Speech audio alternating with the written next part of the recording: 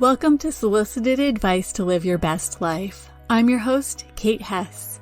You're in the right place if you're tired of feeling stressed, anxious, and overwhelmed, or if your critical inner voice is the loudest voice in your head.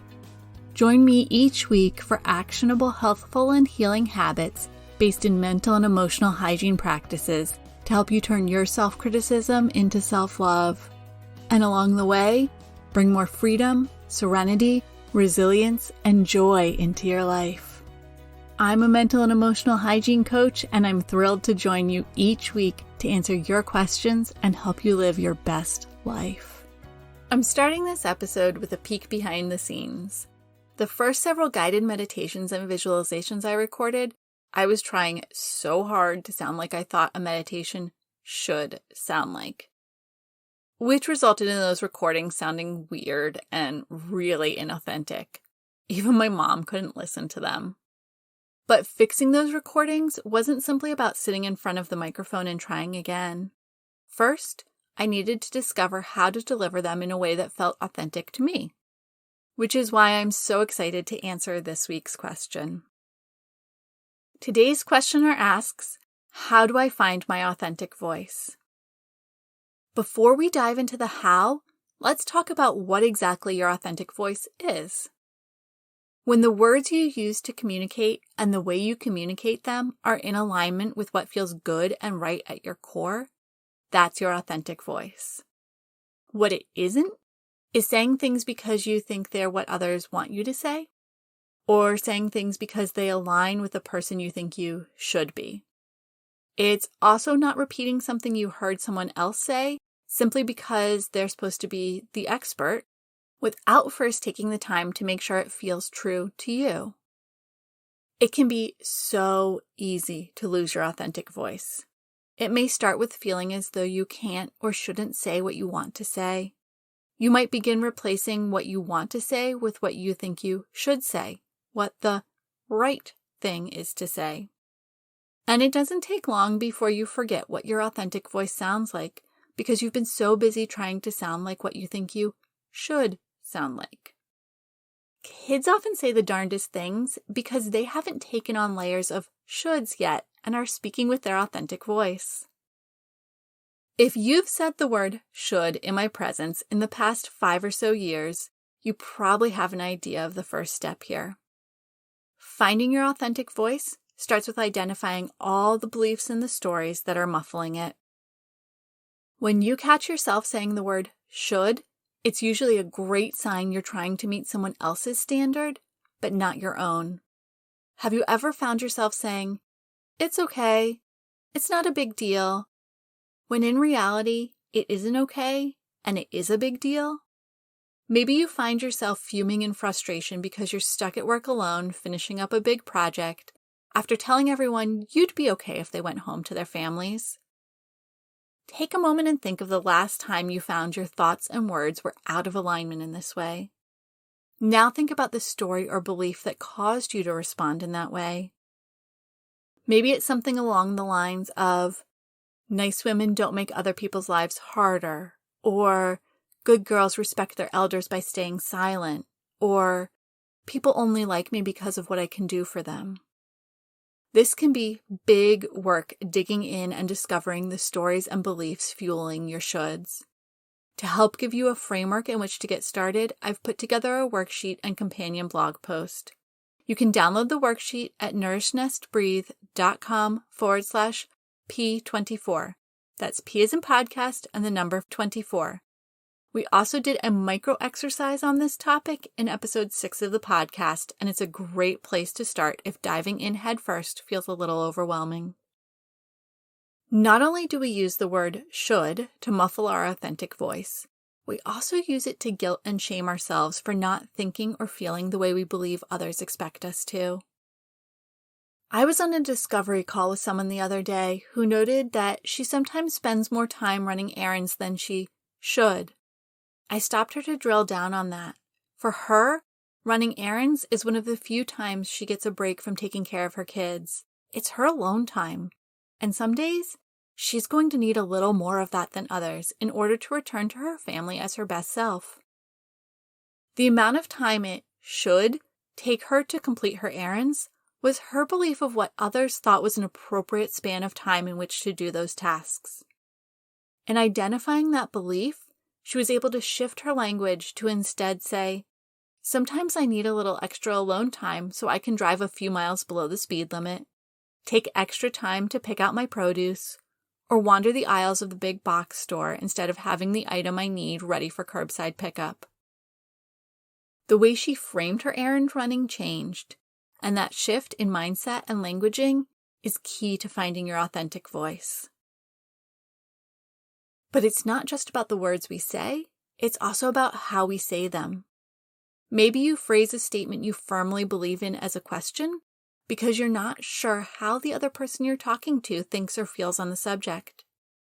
Or perhaps you use a carefree tone even though you're talking about something you feel very strongly about.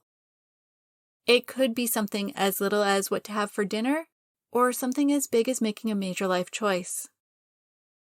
Remember those first attempts I made at guided meditations and visualizations? When I recorded them, I thought I should sound ethereal and enlightened.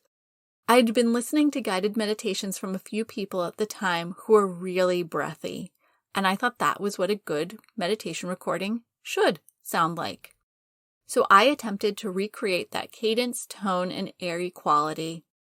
But whether you've been listening since the podcast launched or this is the first episode you've caught, I'm guessing you know that breathy and ethereal are not words most people would use to describe my speaking voice. As a result, you could hear the inauthenticity in my voice as I attempted to replicate the sound of someone I wasn't.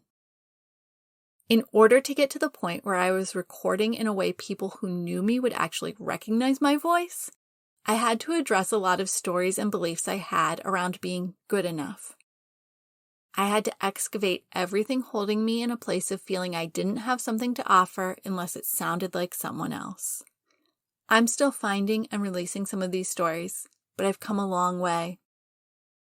I'll be honest, if you were having a conversation with me in person, I'd sound a little different than I do on the podcast. I can be a lazy speaker, and I don't always enunciate. If we're having an actual conversation, you can pick up from visual cues, and you can always ask me to repeat myself. But I don't want you to have to rewind 10 seconds a dozen times to figure out what I'm saying on the podcast. But if you've been listening to the podcast and you heard my voice in the grocery store, you'd know it was me. So far, we've been talking all about the shoulds and stories that have muffled your authentic voice. But recognizing what isn't your authentic voice is only half of the puzzle.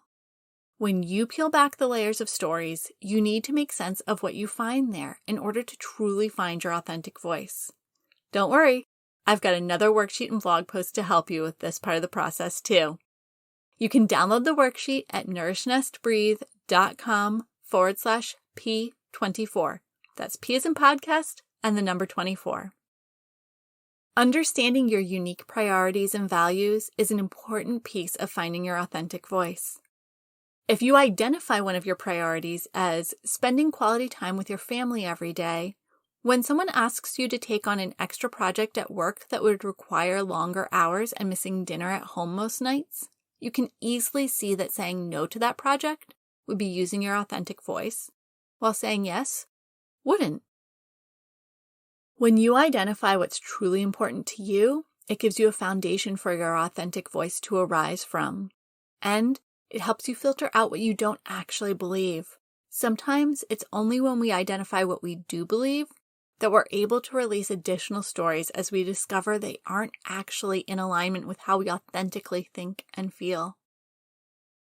You've probably been covering yourself in shoulds for years, maybe even decades. Give yourself some grace to recognize that you probably don't have all of your unique priorities and values at the tip of your tongue. That's why I've put together a worksheet with a number of questions to help you begin to identify what's truly important to you. Again, you can get that worksheet at nourishnestbreathe.com/P24. Here are a few key things to think about as you work through this process with or without the worksheet. If you just wrote, "I am loving," that could mean a lot of things. It could mean having 13 kids. Or it could mean volunteering at your local animal shelter a few times a week. Or so many other ways you could express a loving nature. So get specific. Maybe you identify that you share your love with your family by cooking dinner for them every night and having a sit-down meal together without screens. Instead of, I enjoy learning, you might identify making time to take a community college class each semester just for fun as one of your unique priorities. Just make sure that each part of the statement makes you feel like, yes, that's something I really want to do and a statement I can stand behind. It's also important to remember that your unique priorities and values will change over time. If you're a parent, your priorities when your kids are little are likely going to be very different than when your kids go to college. Similarly, your priorities when you're single may be different than when you're in a long-term relationship. They're also likely to change as you learn and grow. Allow yourself the grace to adjust your unique priorities and values as you move through all the seasons of life. While the core sentiment probably won't change, the specific sentences likely will. For example, while the statement about cooking dinner every night for your family might make sense when your kids are living at home, when they go off to college, you might find yourself sharing your love in a different way. We're at the final stage in finding your authentic voice. You've identified your unique priorities and values, and you've identified all the stories you've been muffling that voice with. Now, it's time to release those stories and begin speaking with your authentic voice from a place of alignment with your unique priorities and values. But I know it isn't as simple as that sentence makes it seem. Simply finding your authentic voice doesn't necessarily guarantee you feel safe or comfortable using it. And while identifying outdated stories is a great first step in releasing them, simply naming them doesn't actually release all the reasons you believe them in the first place. So I've put together another full podcast episode covering tools, techniques, and mindset shifts to help you begin to comfortably speak with your authentic voice. Make sure you're subscribed wherever you receive podcasts so you don't miss it when it's released next Tuesday. Thank you so much for joining me today for this episode. If you've got a question that you'd love to hear addressed on a future episode, please submit it using the form on my website at nourishnesttbreathe.com/podcast. I'll include that link in the show notes. And remember, living your best life isn't about changing your life. It's about changing the way you show up for your life. Thank you so much for joining me for this episode of Solicited Advice to Live Your Best Life. If you enjoyed this episode, please take a moment to leave a rating and review wherever you subscribe to your podcasts. Your rating and review makes it possible for other people just like you to discover this podcast. And don't forget to check out all of my free resources at nourishnesttbreathe.com/resources. I'm sending you a great big hug. You've got this.